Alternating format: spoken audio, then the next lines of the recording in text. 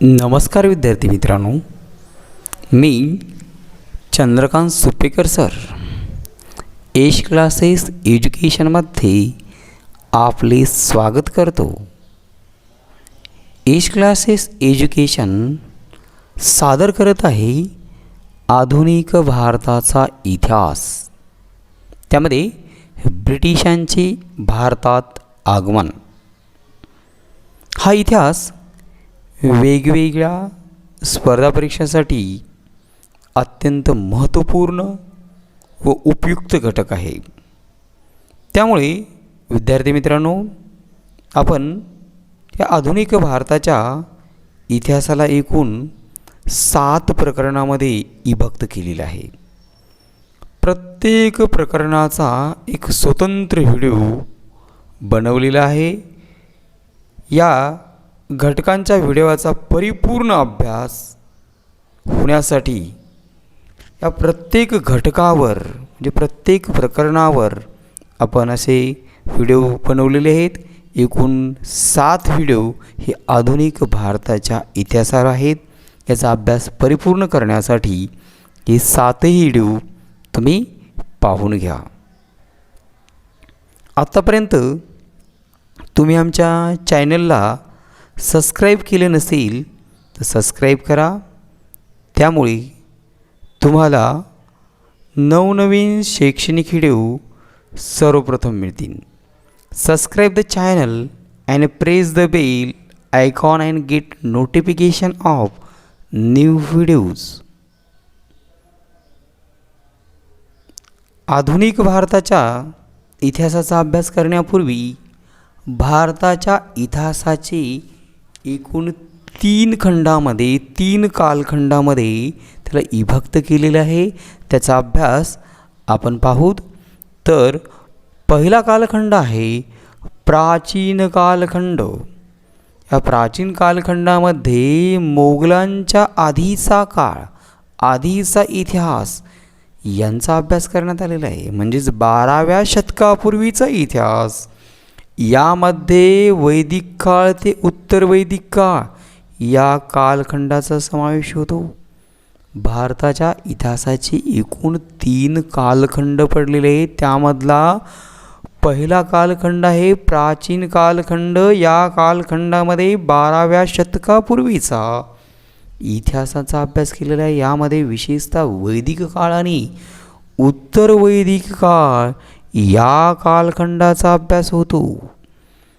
त्यानंतर दुसरा जो कालखंड आहे मध्ययुगीन कालखंड. मध्ययुगीन कालखंडामध्ये बाबर ते औरंगजेबापर्यंतचा इतिहास. या इतिहासास मोगलाचा इतिहास म्हणूनही ओळखतात. बाबर भारतात आला. पानिपतच्या युद्धाने त्याने भारत जिंकलं आणि त्यानंतर औरंगजेबापर्यंतचा इतिहास म्हणजे औरंगजेब महाराष्ट्रामध्ये मराठ्यांचं राज्य आणि निजामशाही, आदिलशाही आणि काही छोटे छोटे संस्थानिक जिंकण्यासाठी आला होता. इथपर्यंतचा इतिहास हा मध्ययुगीन कालखंडामध्ये त्याचा अभ्यास केला जातो. तिसरा जो आहे अर्वाचीन आणि आधुनिक कालखंड. मित्रांनो, या कालखंडामध्ये इंग्रजाचे भारतात आगमन ते भारताला स्वातंत्र्यप्राप्तीचा इतिहास इथपर्यंतचा इतिहासाचा अभ्यास केला जातो. परंतु भारताच्या आधुनिक भारताची सुरुवात ही 1818 पासून समजली जाते. परंतु भारताच्या इतिहासाच्या कालखंडात 3 कालखंडापैकी हा तिसरा जो कालखंड आहे तो वेगवेगळ्या स्पर्धा परीक्षासाठी उपयुक्त आहे. पहिल्या 2 कालखंडाचा अभ्यास हा वेगवेगळ्या स्पर्धा परीक्षेसाठी उपयुक्त नाही. म्हणून आपण 1818 ऐवजी इंग्रजाचे भारतात आगमन पासून ते भारताला स्वातंत्र्य प्राप्तीपर्यंतचा इतिहास याचा समावेश अर्वाचीन आणि आधुनिक कालखंडामध्ये समाविष्ट केलेला आहे. तर चला तर मित्रांनो, सर्वात महत्त्वपूर्ण असणारा विषय म्हणजे अर्वाचीन आधुनिक कालखंड. इंग्रजाचे भारतात आगमन कशा पद्धतीने झालं आणि त्याने हळूहळू सत्ता कशी मिळवली आणि त्यानंतर भारताला स्वातंत्र्य कसं प्राप्त झालं यावर आपण एकूण 7 व्हिडिओ बनवलेले आहेत. त्यामधला पहिल्या व्हिडिओमध्ये इंग्रजाचे भारतात आगमन कसं झालं याची सविस्तर चर्चा करूत, त्याचा अभ्यास करूत. प्रथमतः ब्रिटिशांचे भारतात आगमन. युरोपामध्ये प्रबोधन युग इसवी सन 13वे शतक ते 16वे शतक असं मानले जाते. युरोपामध्ये इसवी सन 13वे शतक ते 16व्या शतकामध्ये प्रबोधन युग झालं. जसं भारतामध्ये 19व्या शतकांना प्रबोधन युग म्हणतात, भारतात प्रबोधन युग हे उशिरा आले. युरोपामध्ये मुद्रणकलेचा शोध लवकर लागला, शिक्षणाला सुरुवात लवकर झाली. त्यामुळे 13वे शतक ते 16व्या शतकाला युरोपामध्ये प्रबोधन युग म्हणतात. इसवी सन 1450च्या सुमारास युरोपामध्ये छपाई यंत्राचा शोध लागला. प्रबोधन युग झालं म्हणजे काय? छपाई यंत्राचा शोध लागला. लिओनार्डोसारखा चित्रकार, त्या चित्रकाराने मोनालिसा नावाचं एक चित्र निर्माण केलं होतं. त्या चित्रावर त्या काळातही एक हास्य निर्माण केलेलं आहे, त्या चित्रावर एक हास्य दिसतं. त्याचबरोबर शेक्सपियरसारखा थोर नाटककार, कोपर्निकस, गॅलिलिओ यासारखे थोर शास्त्रज्ञ प्रबोधन युगात युरोपात होऊन गेलेले आहेत. त्यानंतर इसवी सन 1453च्या सुमारास ऑटोमन तुर्काने कॉन्स्टॅन्टिनोपल म्हणजेच इस्तुंबुल जिंकून घेतले. हे शहर म्हणजे बायझंटाईन साम्राज्याची, पूर्वेकडील रोमन साम्राज्याची राजधानी होती. 1453ला तुर्काने कॉन्स्टॅन्टिनोपल हे शहर जिंकून घेतलं. मित्रांनो, या शहरामधूनच भारत आणि भारताच्या शेजारी असणाऱ्या राष्ट्रांसोबत युरोपांचा व्यापार होत असे. भूमार्ग या शहरातून गेलेला होता.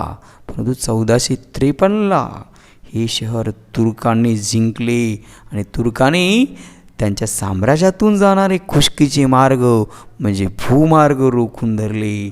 या भूमार्गाहून भारत किंवा भारताच्या शेजारील राष्ट्रासोबत व्यापार करता येणार नाही किंवा जमिनीच्या मार्गाने तुम्हाला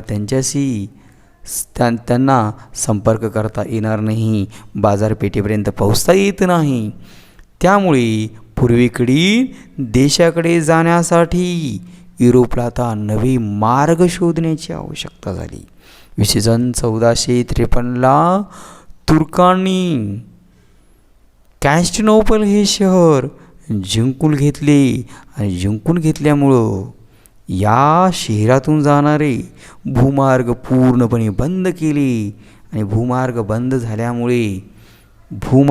झाल्यामुळे पूर्वेकडील देशाकडे होणारा जो व्यापार होता तो पूर्णपणे थांबला. या व्यापारातून युरोपियन लोकांना खूप जास्त प्रमाणात नफा मिळत असे, परंतु हा व्यापार थांबला.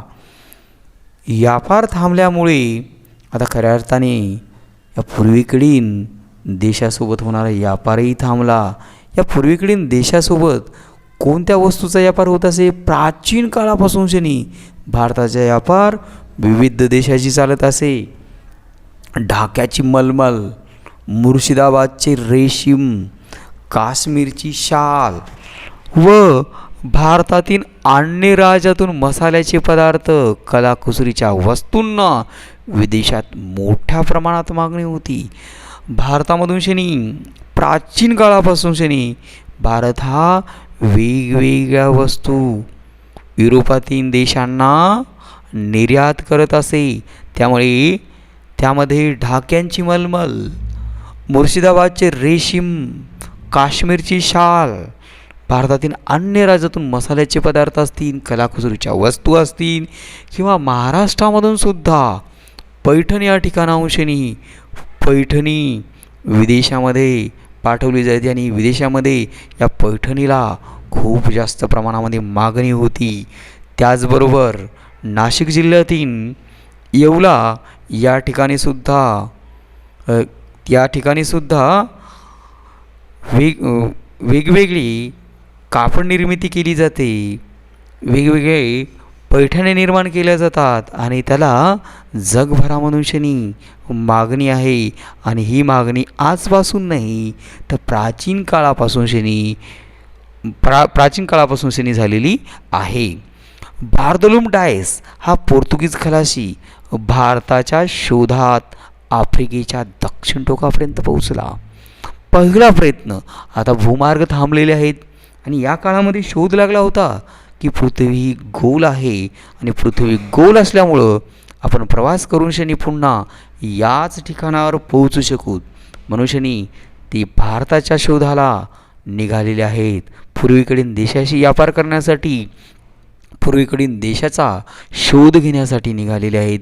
पहिला प्रयत्न बार्तोलोम डायस या पोर्तुगीज खलाशाने केलेला आहे आणि तो आफ्रिकेच्या दक्षिण टोकापर्यंत पोहोचला. म्हणून या टोकाला आसेचे भूसेर म्हणतात. जो आफ्रिकेच्या दक्षिण टोक होतं या टोकाला केप ऑफ गुड होप म्हणजेच आसेचे भूसीर हे नाव मिळाले. कारण बार्तोलोम डायस हा पोर्तुगीज खलाशी भारताचा शोधासाठी निघाला होता आणि तो आफ्रिकेच्या दक्षिण टोकापर्यंत पोहोचला होता. म्हणजे काहीतरी शोधून होऊ शकतो. म्हणजे याला केप ऑफ गुड होप असे नाव देण्यात आले. आणि त्याला पहिल्यांदा वाटलं होतं की आपण भारताच्या किनाऱ्यावर उतरलो. त्याला खूप आनंद झाला. परंतु भारताचा किनारा नसून आफ्रिकेचं दक्षिण टोक होतं. पुढे इटालियन खलासी अमेरिको वेस्पुसी हा कोलंबसच्याच मार्गाने त्या किनाऱ्यावर पोहोचला. या अगोदर बार्तोलोम डायस हा आफ्रिकेच्या दक्षिण टोकापर्यंत पोहोचला. पुन्हा याच मार्गाने मार्गक्रम करून शनी भारताच्या शोधास निघालेला कोलंबस एका किनाऱ्यावर जाऊन पोहोचला. आपण भारताच्या किनाऱ्यावर उतरलो असा कोलंबसचा गैरसमज झाला आणि कोलंबस आनंदी झाला. आणि ही बातमी आपण राज्यकर्त्यांना, व्यापाऱ्यांना सांगावी म्हणून शनी तो वापस फिरला. आणि त्याच मार्गाने, ज्या पद्धतीने कोलंबसने मार्गक्रमण केलं त्याच मार्गाने मित्रांनो इटालियन खलासी अमेरिको वेस्पुसी हा त्याने प्रवास केला. परंतु प्रवास केला असता त्याच किनाऱ्यावर तोही उतरला. परंतु त्याने त्या किनाऱ्याची पाहणी केली, त्या लोकांची पाहणी केली, त्या भूप्रदेशाची पाहणी केली. त्याच्या लक्षात आलं की हा पूर्वेकडील कोणताही देश नाही. भारत तर नव्हेच, परंतु पूर्वेकडील दुसरा कोणताही देश नाही. हा वेगळाच कोणता तरी देश आहे. आणि हा देश आत्तापर्यंत जगाशी अपरिचित होता. याला जगाने कोणत्या नावाने संबोधायचे म्हणून शनी अमेरिको वेस्पुसी याच्याच नावावरून शनी या प्रदेशाला अमेरिका हे नाव देण्यात आलेलं होतं. कारण हा अज्ञात प्रदेश होता आणि अमेरिको वेस्पुसीने हा प्रदेश शोधून काढला. या अगोदर कोलंबस त्याच्या किनाऱ्यापर्यंत पोहोचला होता, परंतु अमेरिको वेस्पुसी हा त्या भूप्रदेशावर जाऊन त्याची पाहणी केली आणि त्याला आढळून आलं की हा अज्ञात प्रदेश होता. म्हणून शनी त्याच्याच नावावरून शनी अमेरिका हे नाव देण्यात आलं. हे अमेरिका आज जगामध्ये आर्थिक महासत्ता देश म्हणून शनी ओळखला जातो. त्या अमेरिकेचं नाव एका इटालियन खलाशांच्या नावावरून शनी ठेवण्यात आलेलं आहे. भारतामध्ये वास्को द गामा हा भारतात पोहोचला. तो कधी पोहोचला? पहिल्यांदा वास्को द गामा हा अत्यंत साहसी होता. भारतात पोहोचणारा हा पहिला खलाशी. वास्को द गामा हा साहसी खलाशी होता आणि या साहसी खलाशाला स्पेनच्या राणीने आर्थिक मदत केली. वास्को द गामा हा साहसी पोर्तुगीज खलाशी होता आणि त्याला स्पेनच्या राणीने आर्थिक सहाय्य केलं, पैसा पुरवठा केला. पैसा पुरवठा करून शनी त्याला जलमार्गाचा शोध घेण्यास प्रोत्साहित केलं. तसेच पोर्तुगीजच्या राजाने सुद्धा वास्को द गामाला पूर्वेकडे जाणाऱ्या नवीन जलमार्गाचा शोध घेण्यासाठी आर्थिक मदत केली. कॉन्स्टॅन्टिनोपल हे शहर तुर्कांनी जिंकलं आणि तुर्कांनी भूमार्ग बंद केल्यामुळे पूर्वेकडील देशासोबत होणारा व्यापार आणि विशेषतः भारतासोबत होणारा व्यापार पूर्णपणे थांबलेला होता. आणि आता गरज निर्माण झाली की जलमार्गाचा शोध घेण्याची आणि यातूनच जलमार्गाचा शोध घेण्यात आली. गरज जेव्हा निर्माण होते तेव्हा शोध लागतो. पोर्तुगाल देशाच्या लिस्बन या बंदरावरून वास्को द गामा 8 जुलै इसवी सन 1497 रोजी निघाला. आता त्याला आर्थिक मदत मिळाली, प्रोत्साहन मिळालं आणि प्रोत्साहन मिळाल्याच्या नंतर आणि विशेषतः आर्थिक मदत मिळाल्याच्या नंतर तो आता भारताचा शोध घेण्यासाठी किंवा पूर्वेकडील देशांचा शोध घेण्यासाठी तो लिस्बन या बंदरावरून 8 जुलै 1497ला निघाला. आफ्रिका खंडाच्या दक्षिण टोकाला म्हणजेच केप ऑफ गुड होप यालाच अगोदर आसेचे भूसर ही नाव देण्यात आली होती. याला त्याने वळसा घालून वास्को द गामा भारताकडे आला. 21 मे 1498 रोजी कालिकत या बंदरात तो उतरला आणि तेव्हा या ठिकाणी हिंदू राजा झामोरीन राज्य करत होता. त्याने वास्को द गामाचे स्वागत केले. 21 मे 1498 रोजी वास्को द गामा कालिकत या बंदरात उतरला. तो 8 जुलै इसवी सन 1497 रोजी लिस्बन या बंदरातून निघालेला होता आणि तो 21 मे 1498 रोजी कालिकत या बंदरात उतरला. आणि त्याचवेळी या ठिकाणी हिंदू राजा झामोरीन हा राज्य करत होता आणि त्याने वास्को द गामाचे स्वागत केले. वास्को द गामा हा भारतात पाऊल ठेवणारा पहिला खलाशी ठरला. जलमार्गाने पाऊल ठेवणारा पहिला खलाशी ठरला. या अगोदर भूमार्गाने अनेक जण आले होते, व्यापार केला होता. मग जलमार्गाने येणारा वास्को द गामा हा पहिला खलाशी ठरला. त्यानंतर 1500 अल्वारेझ डी कॉस्टल या दुसऱ्या खलाशानेही भारताला भेट दिली. इसवी सन 1502 पोर्तुगीजने कोची व कन्नानौर या ठिकाणी व्यापारी वसाहती स्थापन केल्या. पोर्तुगीजांनी भारतावर सर्वात जास्त काळ म्हणजे 450 वर्ष राज्य केले. वास्को द गामा हा पहिला खलाशी ठरला. तो 1498 भारतामध्ये आलेला आहे आणि भारतात येऊन त्याने झामोरीन राजांची भेट घेतली. झामोरीन राजांनी त्याचे स्वागत केले आणि भारतात व्यापार करण्याची परवानगी मिळवली. आणि त्यानंतर त्यांनी कोची आणि कन्नानौर या ठिकाणी पोर्तुगालने आपल्या वसाहती निर्माण केल्या आणि सर्व अधिक भारतावर राज्य करणारे म्हणजे पोर्तुगीज आणि जवळपास 450 वर्ष राज्य केले. ते 23 मे 1498 कालिकत बंदरात त्यांनी प्रवेश केला होता. आणि सर्वात शेवटी म्हणजेच 19 डिसेंबर 1961 रोजी पोर्तुगाल गोव्यामधून गेली आणि गोव्याला मुक्त केले, गोव्याला स्वतंत्र केले. अशा पद्धतीने 450 वर्ष त्यांनी भारतामध्ये राज्य केले. सर्वात जास्त राज्य करणारा हा पोर्तुगीज देश ओळखला जातो. भारतात व्यापार करण्यासाठी पोर्तुगीज, डच, फ्रेंच आणि शेवटी ब्रिटिश आले. सर्वात अगोदर पोर्तुगीज आले आणि पोर्तुगीजापाठोपाठ डच आणि फ्रेंच आले. परंतु सर्वात शेवटी हे ब्रिटिश आले आणि ब्रिटिशांनी आपल्या वसाहती अधिकाधिक निर्माण केल्या. इसवी सन 1599 या ब्रिटिशाने मर्चंट्स ॲडव्हेंचर्स कंपनी म्हणजे साहसी व्यापाऱ्यांची संघटना स्थापन केली.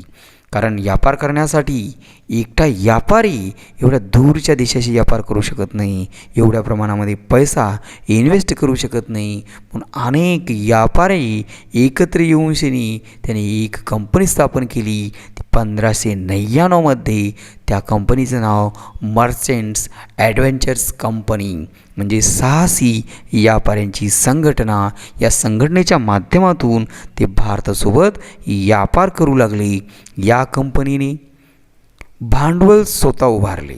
त्यानंतर 31 डिसेंबर 1600 साली ब्रिटिशाने ईस्ट इंडिया कंपनीची स्थापना केली. या अगोदर बघितलं आपण की अनेक व्यापारी एकत्र येऊन त्याने एक व्यापारी संघटना निर्माण केली. ती संघटना 1599मध्ये मर्चंट्स ॲडव्हेंचर्स कंपनी या नावाने स्थापन केलेली आहे. याने स्वतः भांडवल उभं केलेलं आहे, स्वतः भांडवल इन्व्हेस्ट केलेलं आहे. आणि इन्व्हेस्ट करून त्यांनी त्यानंतर 31 डिसेंबर 1600 साली ब्रिटिशाने ईस्ट इंडिया कंपनीची स्थापना केली. आणि या ईस्ट इंडिया कंपनीच्या माध्यमातून ते आता भारतासोबत व्यापार करू लागले. सुरुवातीच्या काळामध्ये व्यापार करणेच हा सर्वांचा मुख्य हेतू होता. सर्वांचा म्हणजे पोर्तुगीज, डच, फ्रेंच आणि ब्रिटिशांचा सुद्धा. 31 डिसेंबर 1600 रोजी या दिवशी राणी एलिझाबेथन यांनी कंपनीला हिंदुस्थानबरोबर व्यापार करण्यासाठी 15 वर्षाची सनद कंपनीला दिली. सुरुवातीला इंग्लंडची राणी एलिझाबेथन हिच्याकडून ईस्ट इंडिया कंपनीने 15 वर्षासाठी भारतासोबत व्यापार करण्याची सनद दिली. या सनदेमुळे कंपनीला भारताबरोबर व्यापार करण्याची मक्तेदारी मिळाली. 15 वर्ष भारतासोबत व्यापार करता येईल असं या सनदेमध्ये उल्लेख करण्यात आला होता. तेव्हा ईस्ट इंडिया कंपनीचा कारभार पाहण्यासाठी 2 मंडळी होती. भारतामध्ये ईस्ट इंडिया कंपनीची स्थापना झाली आणि ईस्ट इंडिया कंपनीच्या माध्यमातून ब्रिटिश भारतामध्ये व्यापार करू लागली. आणि व्यापार करताना आता यांचा विस्तार वाढला. आता त्यांनी याचा कारभार पाहण्यासाठी 2 मंडळाची स्थापना केली. दी कोर्ट ऑफ प्रोप्रायटर्स आणि द बोर्ड ऑफ डायरेक्टर्स. हे असे 2 मंडळी कंपनीने स्थापन केली. यामधला जो पहिला आहे दी कोर्ट ऑफ प्रोप्रायटर्स, या पहिल्यामध्ये सर्व भागधारकांचा समावेश होतो. म्हणजे ज्या ज्या लोकांनी कंपनीमध्ये पैसा गुंतवलेला आहे, आपला भाग इन्व्हेस्ट केलेला आहे, ह्या सर्वांचा समावेश, अशा भागधारकांचा समावेश दी कोर्ट ऑफ प्रोप्रायटर्समध्ये होतो. आणि या भागधारकांमधून दरवर्षी कंपनीचा कारभार सांभाळण्यासाठी, कंपनीचा कारभार करण्यासाठी संचालकाची निवड केली जाते. ते संचालक म्हणजेच दी बोर्ड ऑफ डायरेक्टर्स. यांनी 2 अशी स्वतंत्र मंडळी निर्माण केली होती. जे लोक आपला भाग गुंतवलेले आहेत, आपले पैसे इन्व्हेस्ट केलेले आहेत, म्हणजे दी कोर्ट ऑफ प्रोप्रायटर्स. आणि यामधूनच काही संचालकांची कंपनी चालवण्यासाठी निवड केली जाते. ते संचालकांची निवड केली जाते, त्यांना दी बोर्ड ऑफ डायरेक्टर्स म्हणतात. आणि हे प्रत्यक्षपणे कंपनीचा कारोबार पाहतात. निवडलेल्या या संचालक मंडळाला दी बोर्ड ऑफ डायरेक्टर्स असे म्हणतात. म्हणजे ज्यांनी भाग गुंतवलेत या सर्वांचा समावेश दी कोर्ट ऑफ प्रोप्रायटर्समध्ये होतो. म्हणजे दी बोर्ड ऑफ डायरेक्टर्सचे सर्व सदस्य हे दी कोर्ट ऑफ प्रोप्रायटर्सचे सदस्य असतात. परंतु दी कोर्ट ऑफ प्रोप्रायटर्समधूनच काही सदस्यांची निवड केली जाते, ती द बोर्ड ऑफ डायरेक्टर्ससाठी. आणि ते कंपनीचा कारोबार पाहतात. या निवडलेल्या संचालकाला दी बोर्ड ऑफ डायरेक्टर्स असे म्हणतात. डच लोकांनीही जसं ब्रिटिशाने ईस्ट इंडिया कंपनीची स्थापना केली, तसेच 1602मध्ये पूर्वेकडील देशाशी व्यापार सुरू करण्यासाठी युनायटेड डच ईस्ट इंडिया कंपनीची स्थापना केली. भारतासोबत व्यापार करण्यासाठी, पूर्वेकडील देशाशी व्यापार करण्यासाठी डचाने सुद्धा युनायटेड डच ईस्ट इंडिया कंपनीची स्थापना केली. भारत व आग्नेय आशियामधील मसाल्यांचे बेटे यांच्याबरोबर व्यापार करण्याची हॉलंड या देशाची मक्तेदारी कंपनीकडे होती. मसाल्याच्या पदार्थांना युरोपामध्ये खूप जास्त प्रमाणात मागणी होती, म्हणून भारत व आग्नेय आशियामधील मसाल्यांची भेटे त्याचबरोबर व्यापार करण्याची हॉलंड या देशाची मक्तेदारी कंपनीकडे होती. कारण हे मसाल्याचे पदार्थ युरोपमध्ये जास्त प्रमाणात मागणी होती आणि युरोपला मसाल्याचे पदार्थ नेऊनशनी विक्री करत असत. या मसाल्याच्या पदार्थातून त्यांना अमाप असा नफा मिळत असे. इंडोनेशियाला मसाल्याचे बेट म्हणत असत. भारतातून कच्चे रेशीम, कापूस, कापड, नीळ यांची डच लोक युरोपला निर्यात करत असत. रेशीम असेल, कापूस, कापड, साखर, नीळ, त्याचबरोबर कर्नाटकामधून शनी ते मसाल्याचे पदार्थ, आसाममधून शनी चाय पावडर, चहाची इथून शनी ते निर्यात युरोपामध्ये वेगवेगळ्या देशामध्ये करत असत आणि या व्यापारामधून शनी ते अमाप असा नफा मिळवत असत. आणि त्यामुळं तर भूमार्ग बंद झाल्यानंतरसुद्धा त्यांनी जलमार्गाचा शोध घेतला. मित्रांनो, यांना या व्यापारामधून शनी अमाप असा नफा मिळत असे, म्हणून त्यांनी भूमार्ग तुर्कांनी कॉन्स्टॅन्टिनोपल शहर जिंकून शनी भूमार्ग बंद केली.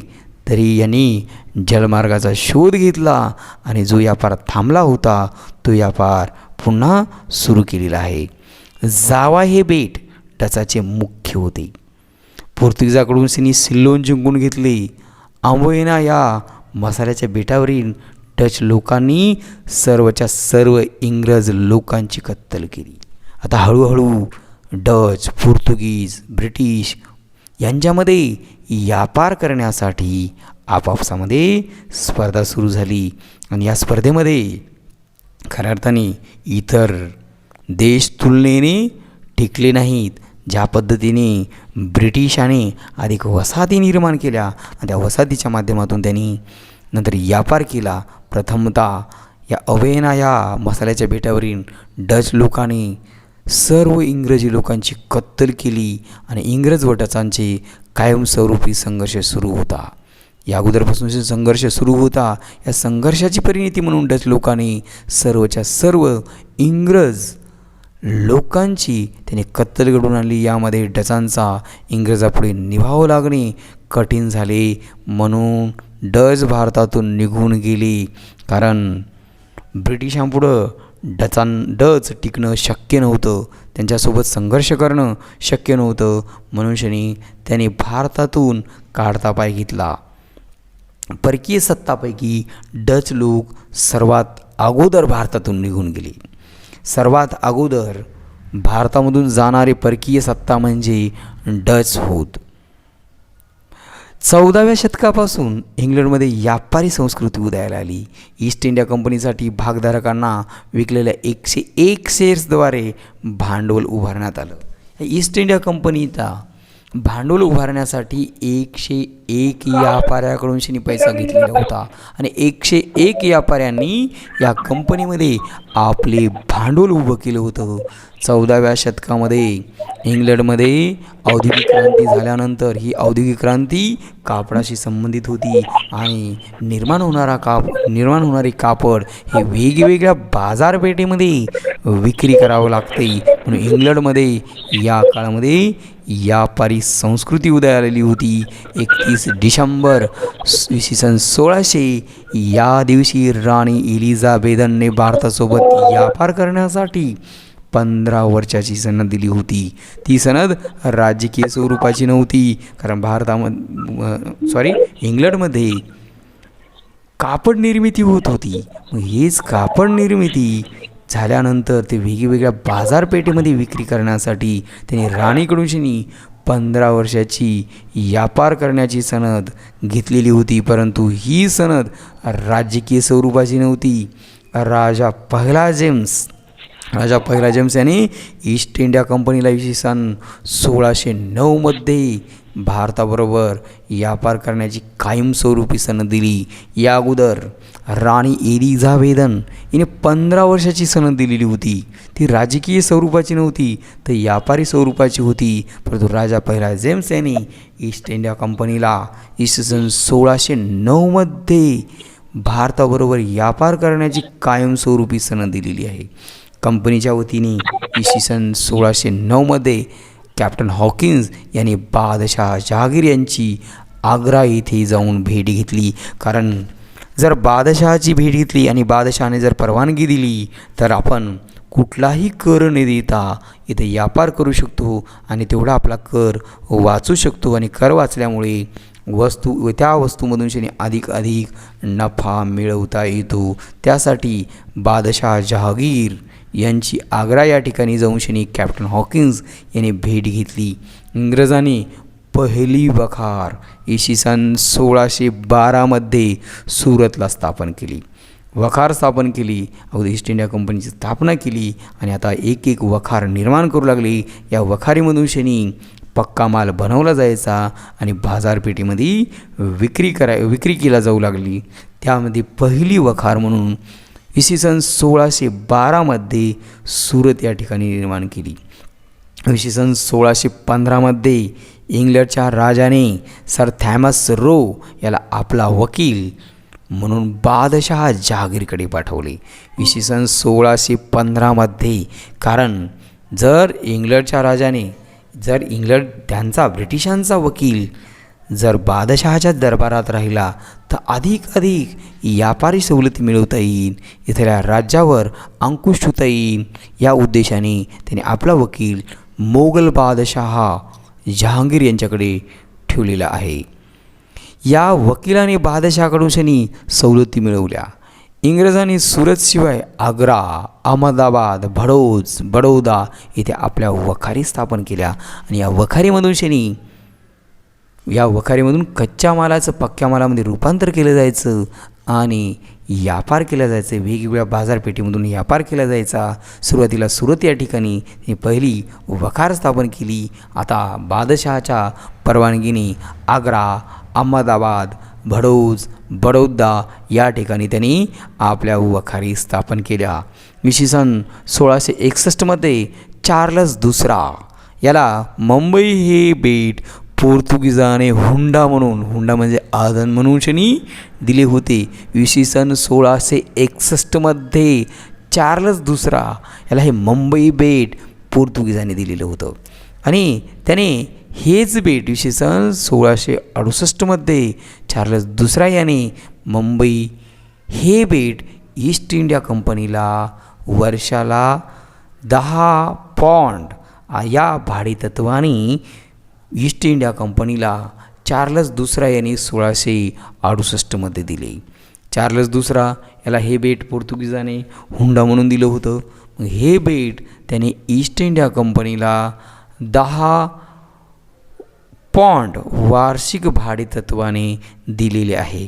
ईस्ट इंडिया कंपनीने चंद्रगिरीच्या राजाकडून पूर्व किनाऱ्यावर वखार स्थापन करण्याची परवानगी मिळवली आणि ती वखार म्हणजे सेंट जॉर्ज हा किल्ला होय.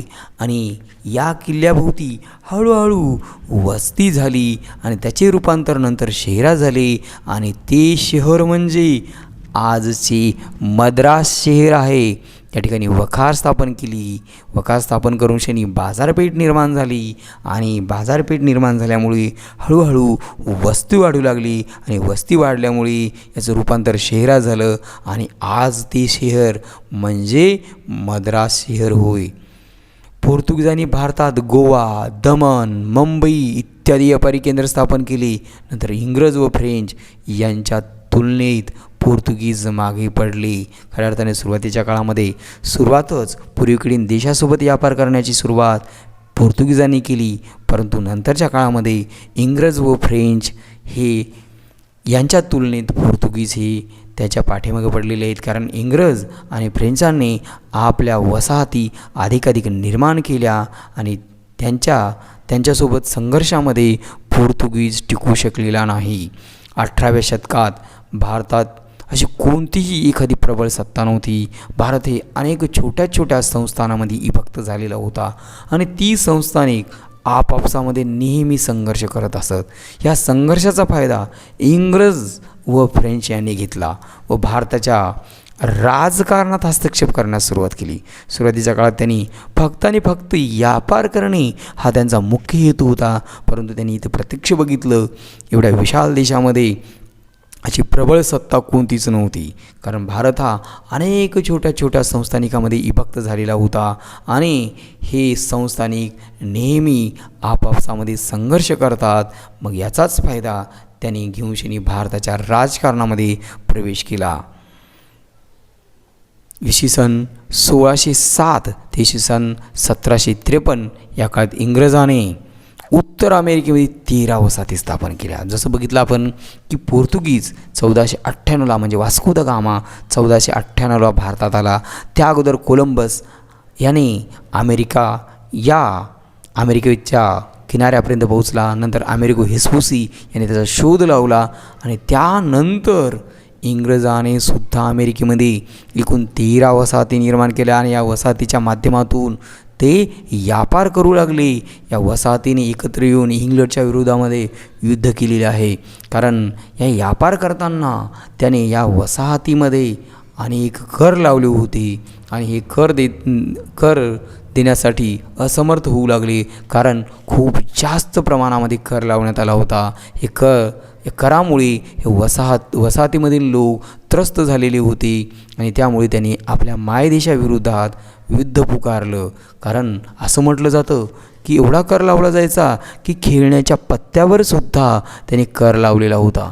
म्हणूनच या ठिकाणी अमेरिकेच्या बंदरात जेव्हा ब्रिटिशांचे म्हणजे इंग्रजांचे चहा घेऊन येणारं जहाज होतं, त्या चहा घेऊन येणाऱ्या जहाजामधली सर्व चहा समुद्रामध्ये फेकून दिली. त्याला बोस्टन टी पार्टी म्हणतात. आणि एवढ्या प्रमाणामध्ये वसाहतीमध्ये इंग्रजाच्या विरोधात असंतुष्टपणा पसरलेला होता. आणि त्यांचा नेता म्हणजे या वसाहतीचा नेता जॉर्ज वॉशिंग्टन हा होता. या युद्धात त्याने ब्रिटिशांचा पराभव केला आणि वसाहतवादी जिंकले. यामध्ये जे वसाहती होत्या ते जिंकला. अमेरिकेतील वसाहतीने स्वातंत्र्याचा जाहीरनामा मांडला. म्हणजे 4 जुलै इसवी सन 1773 रोजी थॉमस जेफरसनने स्वातंत्र्याचा जाहीरनामा प्रसिद्ध केला आणि जॉर्ज वॉशिंग्टन हे पहिले राष्ट्राध्यक्ष झाले. या 13 वसाहतीचा नेता म्हणून शनी जॉर्ज वॉशिंग्टन हे पहिले राष्ट्राध्यक्ष झाले. 13 वसाहतीचे ते नेते होते. सन 1759मध्ये अमेरिकेची संघराज्य स्थापन केले आणि जगात प्रथम लिखित राज्यघटना अमेरिकेमध्ये निर्माण झाली. आणि जो वसाहतवादाला बळी ठरणारा आणि या वसाहतवादातून मुक्त होणारा हा जगातला पहिला देश ओळखला जातो. तो ब्रिटिशांच्या वर्चस्वातून मुक्त झालेला आहे आणि त्या ठिकाणी संघराज्य स्थापन झाले. आणि या संघराज्याचा पहिला राष्ट्राध्यक्ष म्हणून जॉर्ज वॉशिंग्टन ओळखला जातो. साम्राज्यवादाला बळी ठरणारा अमेरिका हा जगातील इतर देशापेक्षा सर्वप्रथम स्वतंत्र झाला.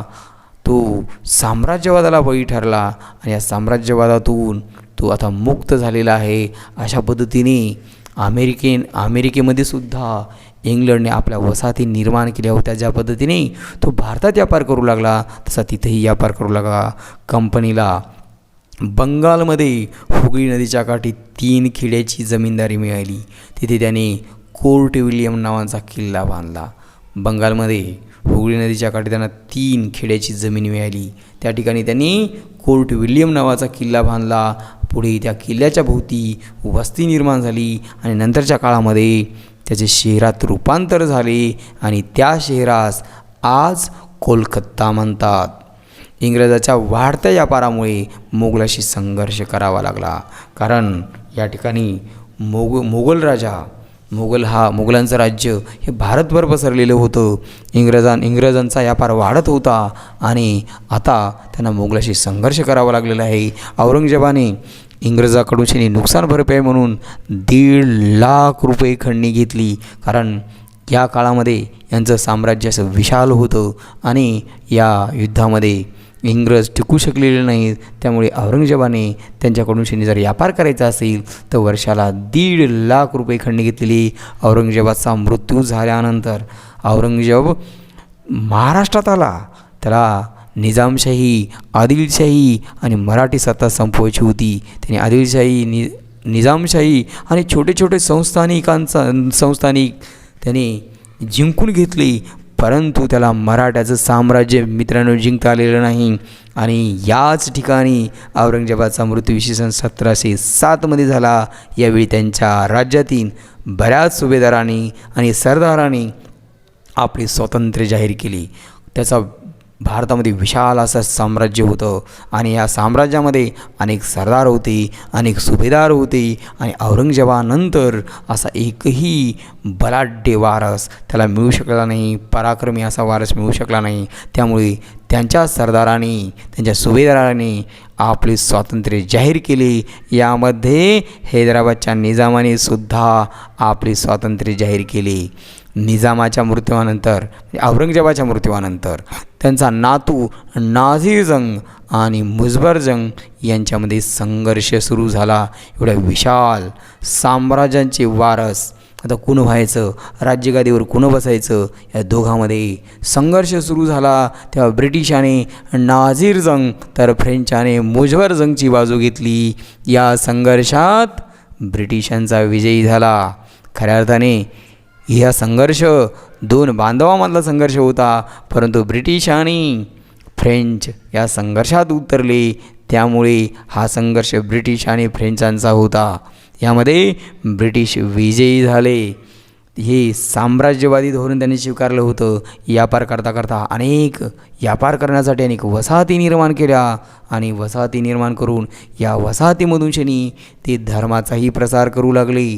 कारण धर्माचा प्रसार करताना जर वसाहत असेल, आपली वसाहत असेल तर धर्माचा प्रसार करण्यासाठी सोपं जातं. त्यामुळे त्यांनी आपल्या आपल्या वसाहतीमध्ये धर्मप्रसार सुरू केलेला होता. म्हैसूरचा नवाब हैदर अली आणि ब्रिटिश ईस्ट इंडिया कंपनी यांच्यामध्ये हे संघर्ष सुरू झाल्यामुळे पहिले ॲग्लो म्हैसूर युद्ध सुरू झाले. खऱ्या अर्थाने म्हैसूरचा नवाब हैदर अली हा अत्यंत पराक्रमी, महत्त्वाकांक्षी आणि चाणक्य राजा होता. त्याच्या काळामध्ये ब्रिटिशांना त्याचा राज्य जिंकता आला नाही किंवा त्यांनी व्यापार करण्यासाठी परवानगीसुद्धा दिलेली नाही. इसवी सन 1769 हैदर अलीने ब्रिटिशांचा पराभव केला होता. जेव्हा त्याला तो प्रदेश हवा होता ब्रिटिशांना, परंतु हैदर अलीने ब्रिटिशांचा पराभव केला. परंतु इसवी सन 1782 हैदर अलीचा मृत्यू झाला आणि त्यानंतर त्याचा मुलगा, हैदर अलीचा मुलगा कोण, टिपू सुलतान हा राजा झाला. आणि याने सुद्धा ज्या पद्धतीने हैदर अलीने ब्रिटिशांसोबत संघर्ष केला तसा संघर्ष त्यांनी चालू ठेवलेला आहे. इसवी सन 1784 झालेल्या या लढाईत इंग्रजाने टिपू सुलतानचा पूर्णपणे बंदोबस्त केला. हैदर अलीला त्यांना हरवता आलं नाही, तो प्रदेश त्यांना काबीज करता आला नाही. परंतु त्याचा मुलगा हैदर अलींचा मुलगा टिपू सुलतान याला मात्र ब्रिटिशाने हरवलं. 1784 या झालेल्या युद्धात म्हणजे श्रीरंगपट्टणमच्या लढाईमध्ये टिपू सुलतानचा इंग्रजांनी पूर्णपणे पराभव केला. फ्रेंच ईस्ट इंडिया कंपनीने इसवी सन 1768 व इसवी सन 1669, 1668 व 1669 मद्रासच्या किनाऱ्यावर मछलीपट्टणम येथे वखारी स्थापन केल्या. या दोन वखारीपैकी पांडिचेरी ही महत्त्वपूर्ण होती. मछलीपट्टणम व पांडिचेरी ह्या दोन वखारी स्थापन केलेल्या होत्या. या वखारीपैकी पांडिचेरी ही वखार त्यांच्यासाठी अत्यंत महत्त्वपूर्ण होती. गोलकोंडाच्या सुलतानाने त्यांच्या राज्यात फ्रेंचांना म्हणजेच त्यांच्या कंपनीला झकात माफीची सवलत दिली. त्या ठिकाणी व्यापार करण्यासाठी कुठलाही कर लादला जात नसे. फ्रेंचांना त्या ठिकाणी व्यापार करणे अति सुलभ झालं. या व्यापारातून त्यांना अधिक नफा मिळू लागला. हे प्रत्येक व्यापारी प्रत्येक संस्थानिकामध्ये जायचे, त्या राजांना त्यांनी भेटवस्तू द्यायच्या, नजराणे द्यायची आणि त्या बदल्यामध्ये व्यापार करताना कुठलाही त्या व्यापारावर जकात लावला जात नसे, जकात माफी दिल्या जायची. त्यानंतर मलबार किनाऱ्यावरील माहे हे बंदर, कोरोमंडल कार्यक्रम बंदर फ्रेंचांनी जिंकली. सन 1742मध्ये भारतातील सर्व फ्रेंच वसाहतीचा डुप्ले हा गव्हर्नर जनरल बनला. फ्रेंचांच्या वतीने आता फ्रेंचांनी भारतामध्ये अनेक ठिकाणी आपल्या वसाहती निर्माण केल्या होत्या. या वसाहतीचा कारभार सांभाळण्यासाठी फ्रेंचांनी डुप्ले याला गव्हर्नर जनरल बनवलं. डुप्ले हा फ्रेंच ईस्ट इंडिया कंपनीचा भारतातील सर्वात कर्तबगार गव्हर्नर म्हणून ओळखला जातो. हा अत्यंत महत्त्वाकांक्षी होता. याने त्याच्या कारकिर्दीमध्ये भारतात अनेक ठिकाणी आपल्या वसाहती निर्माण केल्या आणि कायमस्वरूपी ब्रिटिशांना संपवण्याचा प्रयत्न केला. डुप्ले यांनी मोगलांचा दुबळेपणा ओळखला होता, त्यामुळे त्यांनी भारतात साम्राज्य विस्तार करण्यास सुरुवात केलेली होती. त्याने बघितलं होतं की सर्वात बलाढ्य राजा असणाऱ्या मोगलसुद्धा अत्यंत दुबळे आहेत आणि इतर अनेक संस्थानिकांमध्ये विभक्त झालेले आहेत. हे आपापसामध्ये युद्ध करतात. तेव्हा त्यांनी आपल्या साम्राज्य विस्ताराला सुरुवात केलेली होती. भारतातून इंग्रजांना हाकलून देणे हे फ्रेंच गव्हर्नर डुप्ले यांची महत्त्वाकांक्षा होती. त्याने ओळखलं होतं की जर भारतातून फ्रेंचांनी इंग्रजाला हाकलून दिलं तर फ्रेंचांना त्यांचा प्रतिस्पर्धा कोणी उरणार नाही. म्हणून गव्हर्नर डुप्ले यांनी पूर्ण प्रयत्न केलेले आहेत की ब्रिटिश हे भारतातून कसे जातील. त्यांच्यासोबत त्यांनी कायमस्वरूपी संघर्ष केला.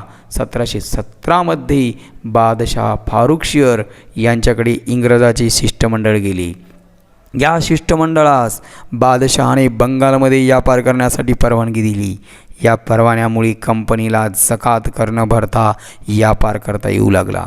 आतापर्यंत आपण बघितलं डच असतील, पोर्तुगीज असतील, फ्रेंच असतील किंवा ब्रिटिश असतील, हे प्रत्यक्षपणे या संस्थानिकाची भेट घ्यायची.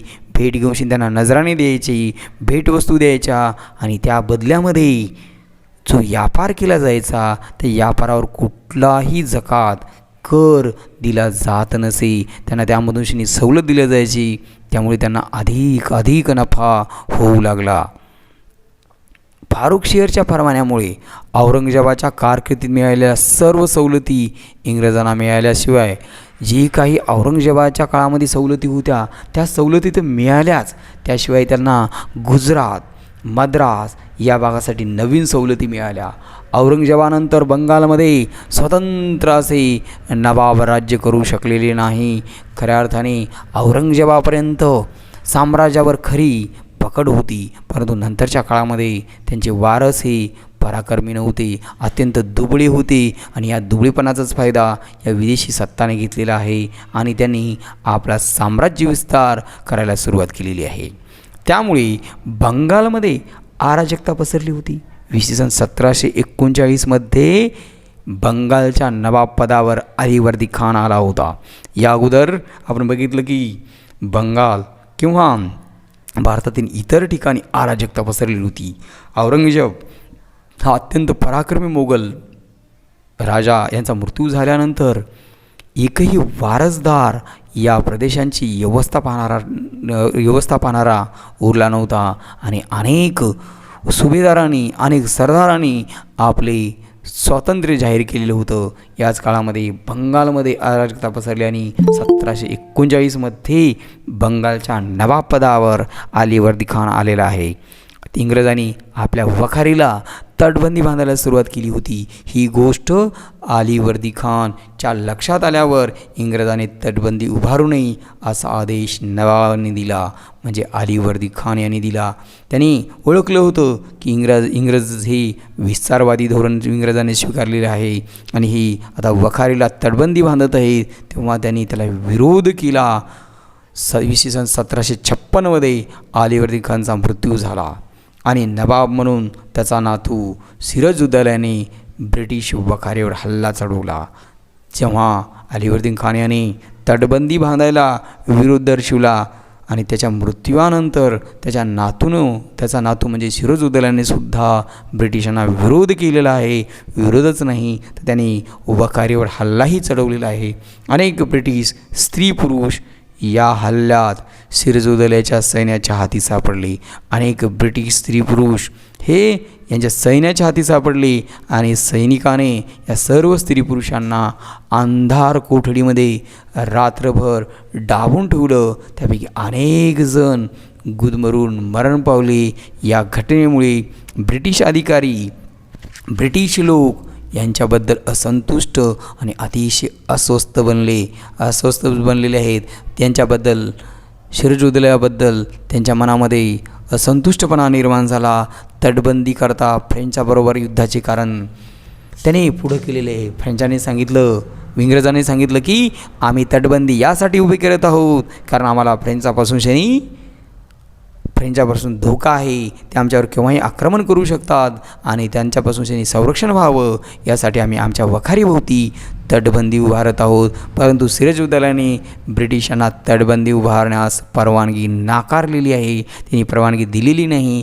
नवाबाचे म्हणणे होते की कंपनीला दिलेल्या ज्या काही सवलती आहेत त्या सवलतीचा कंपनीचे नौकर हे दुरुपयोग करत आहेत. जे काही सवलती दिल्या त्या सवलती बंद करणं आवश्यक आहे आणि त्यांना तटबंदी उभारण्यासही परवानगी दिलेली नाही. कारण त्यांनी ओळखलं होतं की यांनी विस्तारवादी धोरण स्वीकारलेलं आहे. परंतु त्यांनी फ्रेंचाबरोबर युद्धाचे कारण पुढं केलेलं आहे. तरीसुद्धा नवाबाने परवानगी नाकारलेली आहे. नवाब आणि ब्रिटिशात आपापसामध्ये असंतुष्टपणा निर्माण झाला. तेव्हा सिराजुद्दौल्याला विरोध ब्रिटिश गव्हर्नर रॉबर्ट क्लाइव्ह यांच्या विरोधात एक कट रचला. या कटामध्ये त्याने अनेकाला सामील करून घेतलं. या कटात सामील असणारे व्यक्ती पहिला म्हणजे मीर जाफर. मित्रांनो, हा मीर जाफर नवाबाचा सेनापती होता. म्हणजे जो बंगालचा नवाब होता तो बंगालच्या नवाबाचा सेनापती यालाच ब्रिटिशाने आपलंसं केलं. मीर जाफर नवाबाचा सेनापती होता. लतीफ खान हा सैनाधिकारी होता. नवाबाचा सैनाधिकारी लतीफ खान, नवाबाचा सेनापती मीर जाफर आणि सैनाधिकारी लतीफ खान याला त्यांनी आपलंसं केलं. नवाबाचे काही शत्रू होती, राजवल्लभ, कृष्णवल्लभ आणि काही धनाढ्य व्यापारी, श्रीमंत सावकार यांच्यामध्ये गणले जाणारे ओमेचंद व जगतशेठ यालाही त्यांनी या कटामध्ये सामील करून घेतलं आणि असं सांगण्यात आलं की आपण यांचं राज्य समाप्त करू, नवाबाला राज्यगादीवरून उतरू आणि नवाब मीर जाफर यांना बनवू. जर मीर जाफरने या कटात सामील झालं आणि या कटानुसार जर कार्य केलं तर मीर जाफर यांना नवाब पद मिळणार होतं. म्हणून मीर जाफरने पूर्णपणे त्यांना समर्थन दिलं. त्यांच्या बदल्यात सेनापती मीर जाफरने प्लासीच्या युद्धामध्ये सामील झालेला नाही. वरतून नवाबाच्या विरोधात त्यांनी ब्रिटिशांना संपूर्ण सहकार्य केलं. या कटानुसार मीर जाफरला नवाब पद देण्यात येणार होते. त्यांच्या बदल्यात सेनापती मीर जाफरने प्लासीच्या युद्धात सामील होऊ नये. तसेच नवाबाच्या विरोधात ब्रिटिशांना त्यांनी संपूर्ण मदत करावी असं या कटात ठरवण्यात आलेलं होतं. प्लासी येथे झालेल्या युद्धात ब्रिटिशांनी युद्ध न करता सिराजुद्दौल्याचा पराभव केला आणि सिराजुद्दौल्याला ठार मारण्यात आलं. कारण त्याचा सेनापती असेल, सेना अधिकारी असतील, काही विरोधक असतील, धनाढ्य लोक असतील, यांना मिळून शनी रॉबर्ट क्लाइव्ह यांनी कट रचला आणि हा कट त्याने यशस्वी केला.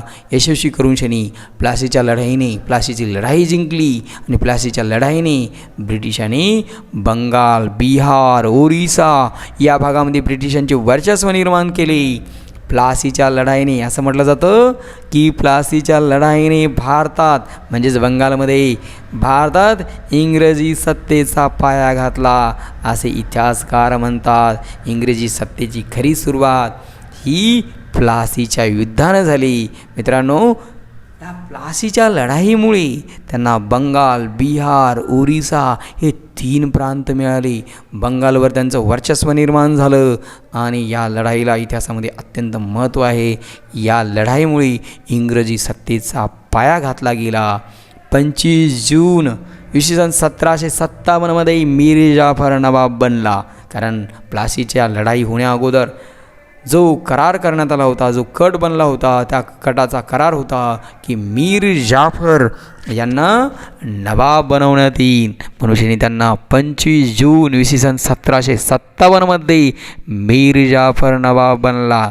बंगालचा नवाब ईस्ट इंडिया कंपनीच्या हातातील कळसूत्री पावले बनलेला आहे, कारण कंपनीनेच मीर जाफर यांना नवाब बनवलेला आहे. नवाब बनवण्यामध्ये पूर्ण सहकार्य केलेलं आहे.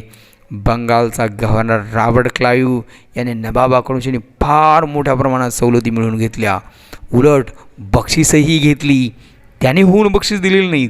या रॉबर्ट क्लाइव्ह आणि कंपनीच्या इतर अधिकाऱ्यांना रॉबर्ट क्लाइव्हनेच बक्षीस जाहीर केले. कुणाच्या माध्यमातून, कुणाच्या मार्फत?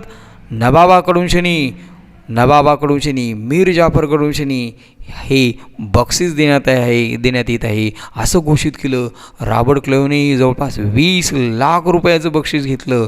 त्याचबरोबर कंपनीचे इतर अधिकारी होते, त्यांनाही 28 लाख रुपयाचं बक्षीस रॉबर्ट क्लाइव्हने कुणाकडून? मीर जाफरकडून घेतलेलं आहे. आता मीर जाफर त्यांच्या हातातील एक कळसूत्री बाहुले बनलेलं आहे, कारण प्लासीच्या युद्धामध्ये पूर्णपणे सहकार्य करून तो आता नवाब झालेला आहे. नवाब मीर जाफर यांना सतत पैशाची रॉबर्ट क्लाइव्ह मागणी करत होता आणि मीर जाफर आता अस्वस्थ बनलेला आहे. नवाब मीर जाफर यांना सतत पैशाची मागणी गव्हर्नर करत असल्यामुळे मीर जाफर अस्वस्थ बनला. त्यांनी सर्व मागण्या फेटाळून लावल्यामुळे ब्रिटिशाने मीर जाफरला नवाब पदावरून काढून टाकले, कारण तो वेळोवेळी गव्हर्नर आणि कंपनीचे अधिकारी त्यांना पैशाची मागणी करू लागले आणि आता तो कंटाळून गेला. या सगळ्या मागण्या त्यांनी फेटाळून लावल्या. तेव्हा ब्रिटिशाने त्याचाच जावई, मीर जाफरचाच जावई मीर कासिम याला इसवी सन 1760मध्ये नवाब बनवला. बघा मित्रांनो, ब्रिटिशांना असं वाटलं की जर मीर जाफरला पदावरून काढलं तर दुसरं कोणी जर नवाब बनला तर नक्कीच हा त्याला विरोध करेन, परंतु जर त्याचाच जावई जर या पदावर आला तर तो तेवढ्या प्रमाणात विरोध करणार नाही. म्हणून त्यांनी त्याचा जावई मीर कासिम याला इसवी सन 1760मध्ये नवाब बनवलं. मीर कासिम हा अत्यंत अतिशय महत्त्वाकांक्षी होता, चाणाक्ष होता, प्रशासनातील एक कुशल प्रशासक होता. त्याला प्रशासनातील ब्रिटिशांचा हस्तक्षेप मुळीच मान्य नव्हता. जसं मीर जाफर होता तसा हा मीर कासिम नव्हता, तरी त्याला नवाब बनवण्यात आलेलं होतं आणि तो अत्यंत महत्त्वाकांक्षी होता. तो प्रशासनाचा एक कुशल प्रशासक होता आणि विशेषतः त्याला प्रशासनात ब्रिटिश जे हस्तक्षेप करायचं ते मुळीच मान्य नव्हतं. मीर कासिमने हळूहळू ब्रिटिशाविरुद्ध कारवाया करण्यास सुरुवात केली. इंग्रज जकात माफीचा दुरुपयोग करत आहेत हे त्याला आवडले नाही.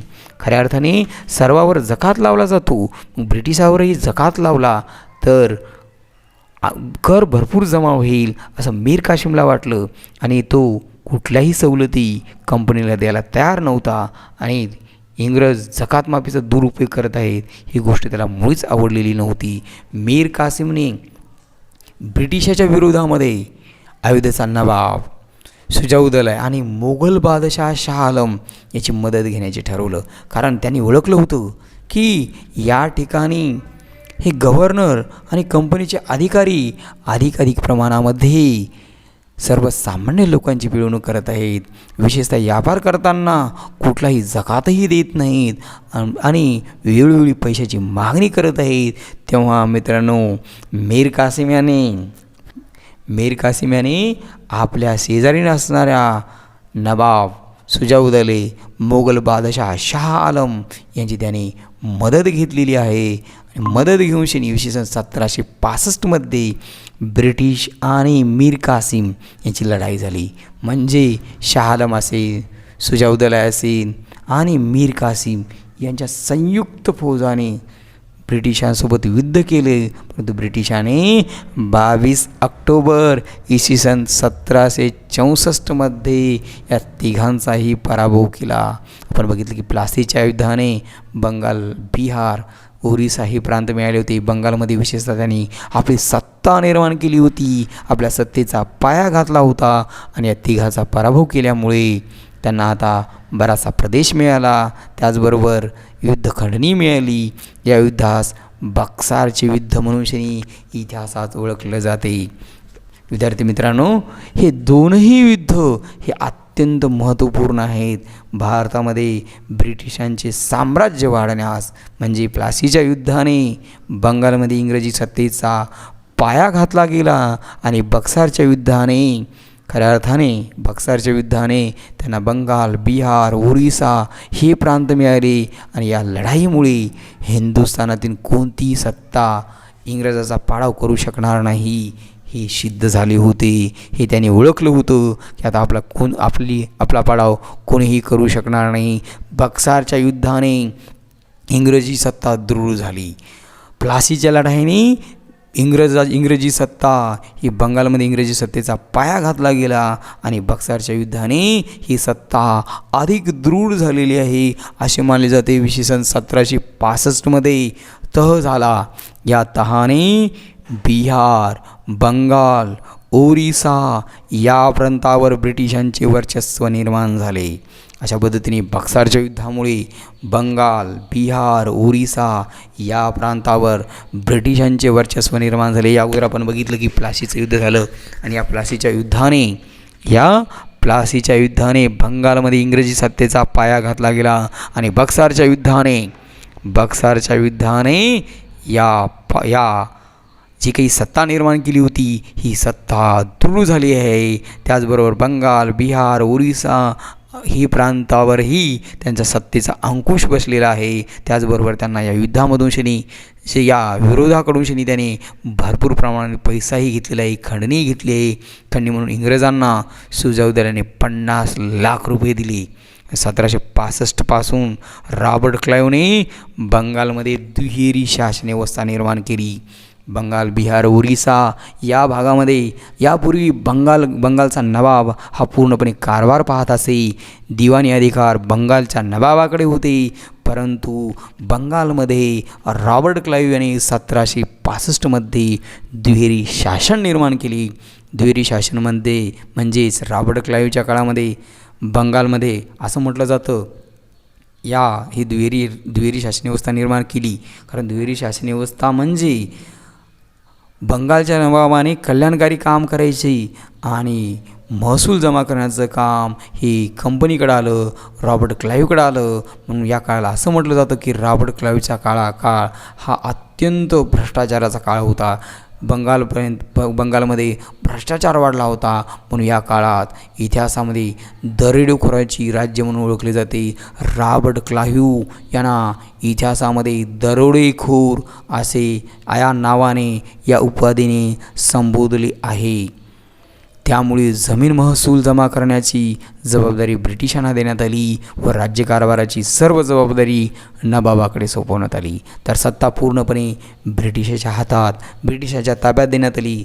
राज्य हे फक्त नवाबाच्या नावावर चालायचं, परंतु महसूलविषयक अधिकार सर्वच्या सर्व अधिकार हे कंपनीकडे आले आणि तो महसूल ती कंपनीसाठी वापरत असत, हे राज्यासाठी नाही. नवाबाकडं कुठलाही पैसा वसूल होत नसे आणि सर्व जबाबदारी प्रशासनाची, राज्यकारभाराची सर्व जबाबदारी ही नवाबाकडे ठेवली.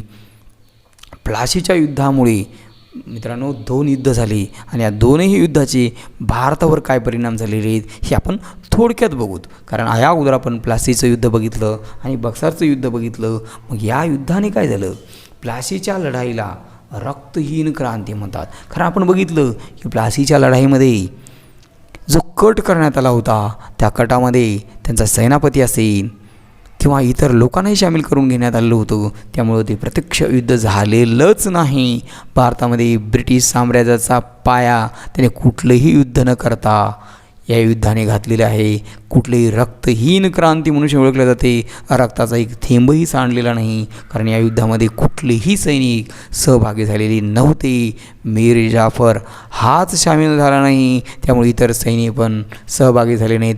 फक्त राजाला ठार मारलं, बंगालच्या नवाबाला ठार मारलं आणि त्या ठिकाणी बंगालचा नवाब म्हणून मीर जाफर यांना बनवण्यात आलं. हे आपण बघितलं.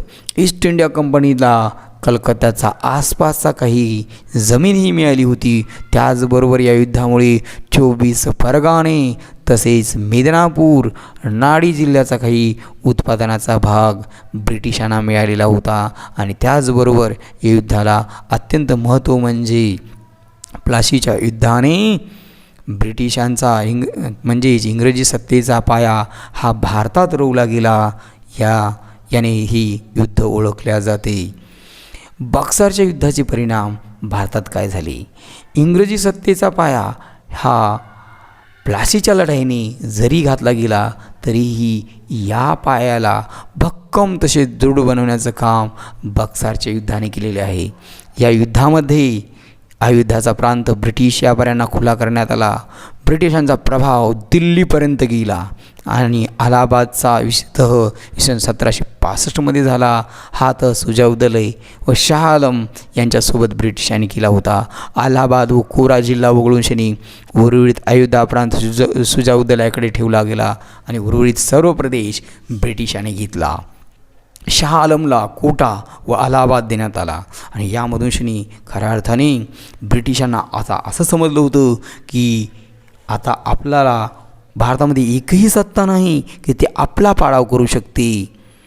तर अशा पद्धतीने या दोन युद्धाचे हे परिणाम आहेत. या दोन युद्धाचे परिणाम भारतामध्ये झालेले आहेत. या युद्धामुळे नुकसान भरपाई म्हणून इंग्रजांना 50 लाख रुपये खंडणी सुजाउद्दौलाने दिली होती आणि मोगलांना आता दरवर्षी 26 लाख रुपये देण्याचेही कबूल केले होते. म्हणजे इंग्रजांना या युद्धामुळे खूप जास्त प्रमाणात फायदा झाला होता. एकतर सत्तेला दृढता आली होती. सत्ता विस्तारित करताना आता कोणी शत्रूही उरलेलं नव्हतं आणि त्याचबरोबर त्यांना भरपूर काही आर्थिक मदतही मिळाली होती. इंग्रजाने भरपूर खंडणीही वसूल केली. त्याचबरोबर कोरामंडलचा काही भाग व कर्नाटकचा काही भाग या भागावर इंग्रज फ्रेंच यांच्यात एकूण 3 युद्ध झाले. या युद्धाला कर्नाटक युद्ध म्हणतात. आणखी फ्रेंच आणि इंग्रज यांच्यामध्ये संघर्ष सुरूच होता. कोण अधिक प्रमाणामध्ये वसाहती निर्माण करेन, साम्राज्य विस्तार करेन, या मुद्द्यावरून फ्रेंच आणि इंग्रज यांच्यामध्ये संघर्ष सुरू होता. त्यांच्यामध्ये एकूण 3 युद्ध झाले. या 3 युद्धाला कर्नाटक युद्ध म्हणून ओळखले जाते. युरोपमध्ये फ्रान्स आणि इंग्लंड एकमेकांची प्रतिस्पर्धी होते. ते भारतातच नाही तर युरोपामध्ये सुद्धा फ्रान्स आणि इंग्लंड हे एकमेकांचे प्रतिस्पर्धी होते. 18व्या शतकात त्यांच्यात भारतामध्ये मोठी चुरस निर्माण झाली.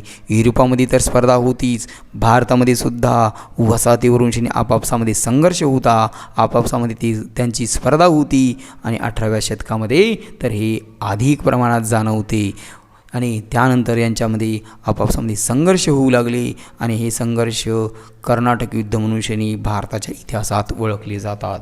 जो पहिलं कर्नाटक युद्ध 1744 ते 46 साली झाले. या युद्धामध्ये फ्रेंच जिंकले. इंग्रजांना त्यांनी पराभव केला. फ्रेंचांचा गव्हर्नर डुप्ले हा होता व इंग्रज यामध्ये हारले होते. डुप्लेने हे युद्ध जिंकले होते. डुप्लेने मद्रास जिंकून घेतले. नंतर दुसरं कर्नाटक युद्ध झालं 1748 ते 54 आणि त्यानंतर तिसऱ्या युद्धात इंग्लंड म्हणजेच ब्रिटिश विजयी झाले. तिसरी कर्नाटक युद्ध 1756 ते 63 चाललं आणि या तिसऱ्या कर्नाटक युद्धामध्ये ब्रिटिश पूर्णपणे विजयी झाले आणि या ठिकाणी आता फ्रेंचांचा पूर्णपणे पाडाव झालेला आहे. आणि युरोपामध्ये सुद्धा इंग्रज व फ्रेंच यांच्यामध्ये कायमस्वरूपी संघर्ष सुरू होता. या युद्धाला सप्तवार्षिक युद्ध या नावाने ओळखतात. या पार्श्वभूमीवर भारतामध्ये तिसरे कर्नाटक युद्ध झाले होते. जसं युरोपमध्ये इंग्रज व फ्रेंच यांच्यामध्ये सप्तवार्षिक युद्ध झालं, त्याच धर्तीवर भारतामध्ये कर्नाटक युद्ध झाले. 3 कर्नाटक युद्ध झाले आणि या तिसऱ्या कर्नाटक युद्धामध्ये ब्रिटिशांचा विजय झाला. युरोपमध्ये 1763 पॅरिसचा तह होऊन इंग्रज आणि फ्रेंच यांचं युद्ध संपलं. युरोपमधलं युद्ध संपलं, परंतु भारतामध्ये मात्र वादेवास या ठिकाणी 22 जानेवारी 1760 इंग्रज आणि फ्रेंच यांच्यामध्ये तुंबळ युद्ध झालं आणि या युद्धात इंग्रजी विजयी झाले. युरोपमध्ये सप्तवार्षिक युद्ध सुरू होतं. भारतामध्ये सुद्धा युद्ध सुरू होतं आणि भारतामधल्या युद्धांना कर्नाटक युद्ध म्हणून ओळखतात. आणि 22 जानेवारी 1760मध्ये इंग्रज व फ्रेंच यांच्यामध्ये कर्नाटकाचे तिसरं युद्ध झालं आणि या युद्धामध्ये ब्रिटिश विजयी झाले, इंग्रज विजयी झाले आणि आता फ्रेंच हे त्यांच्या सत्ता विस्ताराचे प्रतिस्पर्धी मनुष्यनी राहिलेले नव्हते. ब्रिटिशांनी त्यांचा पाडाव केलेला होता. पॅरिसच्या तहानुसार पुढे पांडिचेरी व चंद्रनगर फ्रेंचांना देण्यात आले. अशा प्रकारे इंग्रजांनी भारतातील सर्व आव्हाने संपुष्टात आणली होती. भारतात सर्वात मोठं आव्हान फ्रेंचांचं होतं. आता सर्व इतर सत्ता तर त्यांना कुणी हरू शकणार नव्हतं हे बक्सरच्या युद्धाने त्यांना समजलं होतं आणि आता त्याने इतरही आव्हान संपुष्टात आणलेले सर्वात मोठं आव्हान फ्रेंचांचं होतं. सप्तवार्षिक युद्धाने युरोपमध्येही युद्ध चालू होतं आणि कर्नाटक युद्धाने भारतामध्ये पण युद्ध चालू होतं. पॅरिसच्या तहाने युरोपमधलं युद्ध संपलं आणि वादिवास या ठिकाणी 22 जानेवारी 1760मध्ये यांच्यामध्ये युद्ध झालं आणि त्यामध्ये पूर्णपणे फ्रेंचांचा पाडाव झाला. इंग्रजी विजयी झाले. त्यामुळे आता भारतामध्ये सत्ता विस्तार करण्यासाठी त्यांना कुणीही प्रतिस्पर्धा उरलेलं नाही. अशा पद्धतीने त्याने भारतामध्ये आपला राज्यकारभार केलेला आहे, साम्राज्य विस्तार वाढवलेला आहे.